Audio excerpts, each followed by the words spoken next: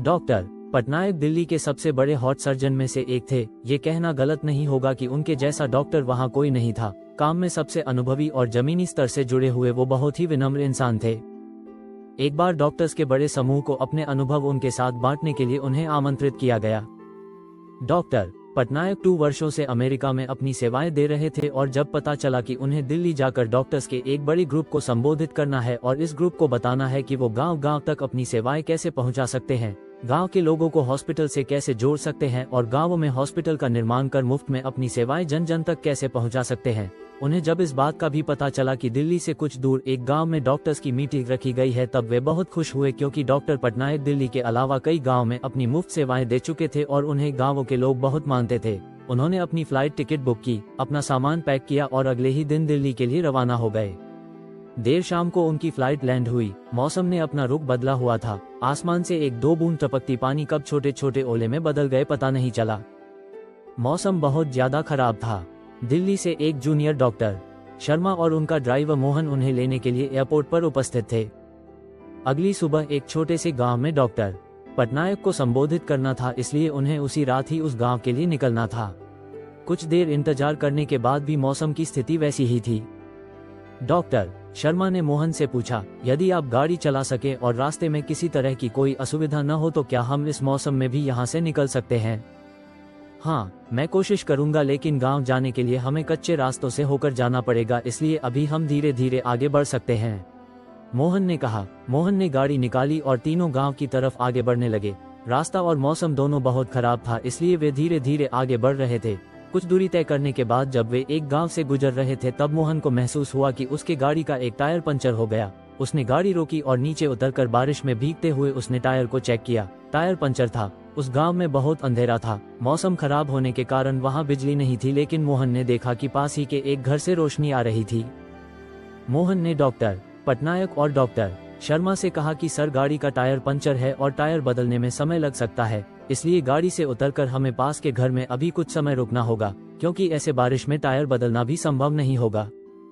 दोनों डॉक्टर्स गाड़ी से नीचे उतरे और पास के ही घर की तरफ जहां से रोशनी आ रही थी आगे बढ़ने लगे।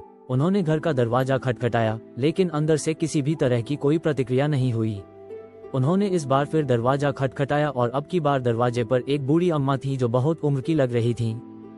माँ जी, हम शहर से आ रहे हैं, मौसम बहुत खराब है और यहाँ हमारी गाड़ी भी खराब हो गई है। यदि कुछ समय तक आप हमें यहाँ रुकने दे तो आपकी बड़ी मेहरबानी होगी, डॉक्टर शर्मा ने बूढ़ी अम्मा से कहा। क्यों नहीं, आप सब अंदर आइए, मैं आपके लिए चाय बनाती हूँ, बूढ़ी अम्मा ने जवाब देते हुए कहा। ये बिस्तर पर यह छोटा बच्चा क्यों कराह रहा है, इसे क्या हुआ? डॉक्टर पटनायक ने बच्चे की कराह सुनी और बूढ़ी अम्मा से पूछा। अब क्या बताएं साहब, गांव में हॉस्पिटल की सेवाएं नहीं हैं, हर छोटी बड़ी बीमारी के लिए शहर जाना पड़ता है। यह मेरा इकलौता पोता है। शुरुआत में इसे खांसी थी, धीरे धीरे इसकी छाती में दर्द होने लगा और जब मैंने इसके इलाज की प्रक्रिया पता की तो मुझे पता चला कि मेरा पोता एक बहुत बड़ी बीमारी से जूझ रहा है। इसके हार्ट में बड़ी समस्या है। कुछ डॉक्टर्स ने बताया कि दिल्ली के एक मशहूर डॉक्टर हैं जो आजकल अमेरिका में रहते हैं और कभी कभी ही दिल्ली आते हैं। वही इसका इलाज कर सकते हैं। इलाज में भी बहुत खर्च है। मेरे पास इतने पैसे नहीं कि मैं अपने पोते का इलाज करा सकूं। गरीबी और हॉस्पिटल न होने के चलते ही मैं अपने बेटे और बहू को भी नहीं बचा सकी, वो भी बीमारी से लड़ते हुए ही चल बसे। मेरे पोते के साथ ऐसा न हो और वो जल्दी स्वस्थ हो जाए, इसलिए मैं रोज हर समय भगवान के सामने दिए जलाए रखती हूँ ताकि भगवान मेरे इस चिराग को बुझने न दे। मैं हर जो भगवान से प्रार्थना करती हूँ कि जब भी डॉक्टर पटनायक दिल्ली आए तो मुझे किसी के माध्यम से पता चल सके और मैं उनसे मेरे पोते की जान बचाने की भीख मांग सकूं। अब सब मैंने भगवान पर छोड़ दिया है साहब। ऐसा कहकर बूढ़ी अम्मा रोने लगी। ये सब बातें जब डॉक्टर शर्मा ड्राइवर मोहन ने सुना तो उनके चेहरे पर एक अलग ही चमक दिख रही थी। डॉक्टर शर्मा बूढ़ी अम्मा के पास गए और उन्होंने उनका हाथ पकड़ते हुए कहा, माँ जी, आप जिन डॉक्टर पटनायक की बात कर रही हैं वो आपके सामने ही खड़े हैं। डॉक्टर पटनायक ने बूढ़ी अम्मा से उनके गांव वाले कार्यक्रम के बारे में पूरी बात बताई और यह भी विश्वास दिलाया कि उनके पोते का वो मुफ्त में इलाज करेंगे और गांव-गांव तक चिकित्सा की सेवाएं पहुंचाएंगे। ये सुनने के बाद बूढ़ी अम्मा को विश्वास हो गया कि इस दुनिया में विश्वास कितना जरूरी है और उस भगवान पर विश्वास कितना जरूरी है जो आपकी दिल से निकली दुआओं और प्रार्थनाओं को कबूल करते हैं। अगली सुबह सभी डॉक्टर्स को डॉक्टर पटनायक ने संबोधित किया और उन्हें गांव-गांव में हॉस्पिटल और चिकित्सा से जोड़ने के लिए हर संभव प्रयास जो वो सब कर सकते हैं इसके लिए कहा।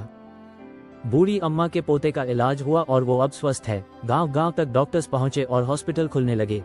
दोस्तों, इस कहानी से हम क्या सीख सकते हैं? उस भगवान पर भरोसा रखिए जो आपके साथ कभी गलत होने नहीं देगा। वो किसी न किसी रूप में आकर आपका साथ देगा। अपनी हिम्मत को टूटने मत दीजिए।